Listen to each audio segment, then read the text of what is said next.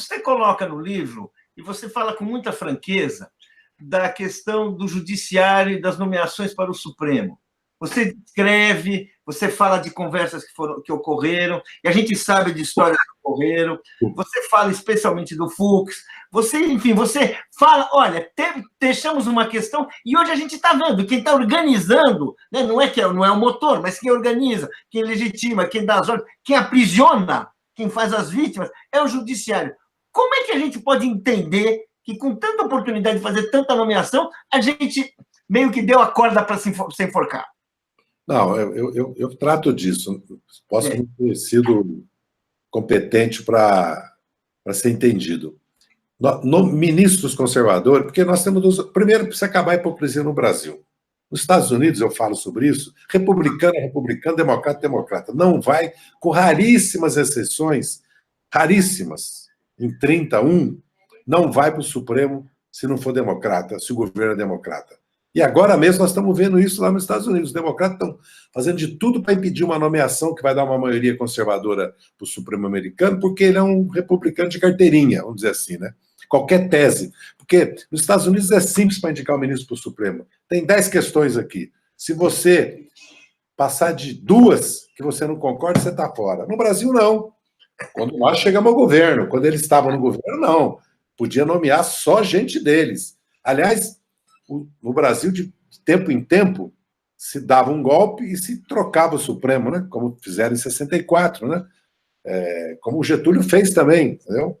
No Estado Novo, entendeu? Então, a conversa é outra. Nós não tínhamos força para fazer isso, porque nós dependemos do Parlamento, do Senado, felizmente, vamos dizer assim.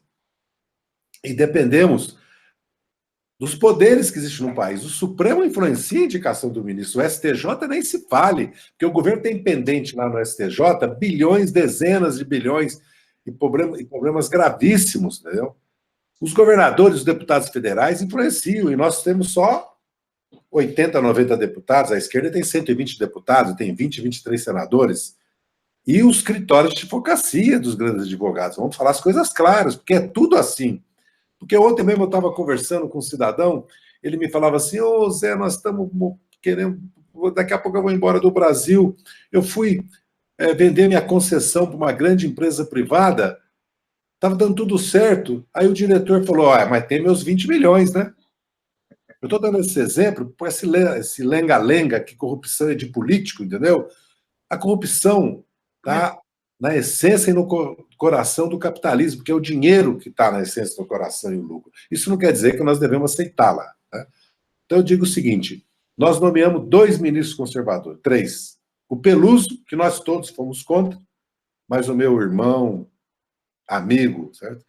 E quase tutor, Márcio Tomás Bastos, insistiu, colocou como uma questão decisiva. O Lula perdeu a paciência uma vez comigo e com ele, falou aquele modo dele falar, né, que eu não vou repetir aqui, vocês dois que se entendem, em calça, vocês dois que se entendem, entendeu? E eu abri mão, porque nós não podíamos prescindir do Márcio no governo. Esse dia, alguém me falou, não, mas não foi bem assim, o Márcio não ia, não. Não ia, não, ele deixou claro para mim, o Lula, que o Márcio ia pedir demissão, entendeu?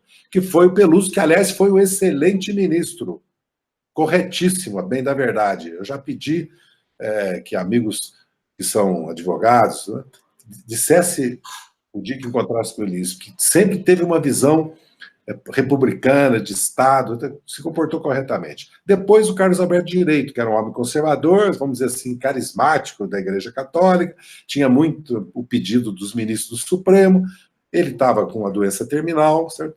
Ele ficou um pouco tempo no Supremo. E tem o caso do Fux, que é um caso aberrante, porque ele procurou todos os condenados, ou depois condenados da Lava Jato, todos os réus da Ação Penal 470, chamada de mensalão, para ele me assediou. Sabe que assediar uma pessoa até me encontrar?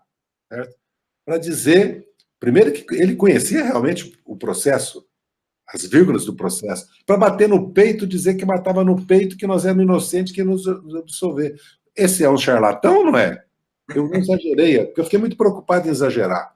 Com relação ao ministro, aos outros ministros, todos eram progressistas, todos tinham um compromisso democrático, todos lutaram contra a ditadura, e alguns tinha uma prática com o ministro Fachin, ao lado do Movimento Sem Terra, dos centros acadêmicos e dos sindicatos. Aliás, grande parte da renda dele vinha disso, entendeu? E tinha um compromisso. Pediu para falar num ato, ele pediu para falar, o Celso Bandeira de Mello, nosso professor, nosso querido professor, nosso mestre, certo?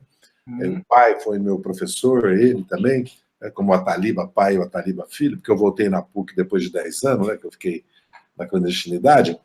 Ele pediu a palavra para falar em defesa da Dilma contra o impeachment, entendeu? E o ministro Barroso, que tem uma história fantástica como advogado, entendeu? É realmente uma pessoa que nós respeitamos do ponto de vista cultural, do ponto de vista... Mas ele acha que é o refundador da República, ele acha que ele é o cônsul do Brasil, entendeu? Vamos refundar a República, somos iluministas, vamos fazer a roda da história girar, entendeu? Ó, gente, isso você percebe? Agora, olha a história dele passada. Então, a única coisa que eu cobro é o seguinte: coerência com a sua história, coragem para enfrentar os lobbies, coragem para enfrentar o poder da mídia, coragem para enfrentar esse punitivismo que tomou conta do Brasil, entendeu? Que cada dia vai ficar mais claro, porque a luz e o sol vai expor a Lava Jato, entendeu? Isso aí vai expor o que é Lava Jato. Zé, isso aí faria... Então, nós erramos grosseiramente nas indicações. Dentro da margem de poder que nós tínhamos, nós fizemos o máximo para fazer o melhor. Porque vamos lembrar que o Aires Brito era suplente de deputado federal do PT, que o Eros Graus foi do Partidão, entendeu? E assim todos, que o Joaquim Barbosa era público, que era um cidadão progressista, entendeu? Que a Carmen Lúcia, ligada ao Itamar Franco, também tinha uma postura política completamente diferente que eles têm hoje. E eu digo qual é o problema. É a vitaliciedade, é a TV Justiça e são os grupos de pressão que eles criaram e nós não criamos.